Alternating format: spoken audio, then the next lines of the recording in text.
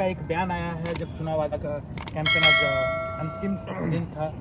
उन्होंने कहा है कि भाई ये मेरा अंतिम चुनाव है, इसको कैसे देखा जाए? देखिए, हम तो अभी जो आखिरी चरण का चुनाव प्रचार है आज ख़त्म हुआ है और चुनाव प्रचार करके हम वापस लौटे हैं और उनके बयान को हमने देखा है।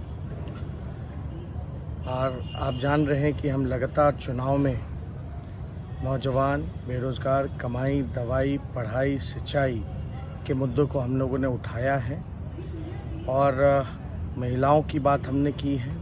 हमने नियोजित शिक्षकों को समान काम समान वेतन देने की बात कही है। हमने जितने आंगनबाड़ी, स्वयं सहायक समूह जितनी हैं, जीविकादि, विकास मित्र, आशा वर्कर, उनको जो है नियमित और मानदेय को दुगुना से भी ज़्यादा देने की बात कही है। लगभग शिक्षा कुल बजट का 22% शिक्षा का हम लोगों ने कुल बजट के 22% को हम लोग खर्च करेंगे शिक्षा में, इसकी बात कही है।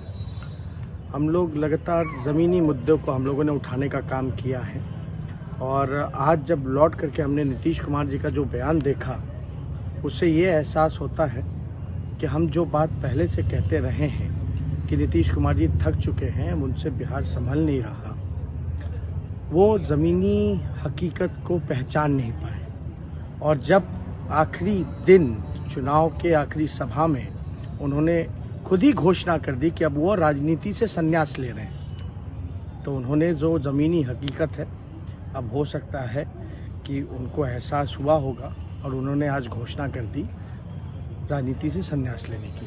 लेकिन आपको नहीं लगता है कि ये बात तो पहले भी कर सकते थे, आखिर आज ही उन्होंने क्यों चुना? देखिए, हम तो शुरू से कह रहे हैं ज़मीनी हकीकत को वो पहचान नहीं पाए। हम लोग मुद्दे की बात करते रहे, वो मुद्दे को भटकाने की कोशिश करते रहे और हम लगातार युवा, महिला, आपके किसान, नौजवान, मजदूर, महिलाओं की बात हम लोगों ने की है। जो ज़मीनी स्तर पे जो भ्रष्टाचार है ब्लॉक पे, पुलिस थानों में, उसकी बात हम लोगों ने उठाई है, जो कि वो कहीं ना कहीं से इस हकीकत को वो ज़मीन से जुड़े नहीं, पहचान नहीं पाए।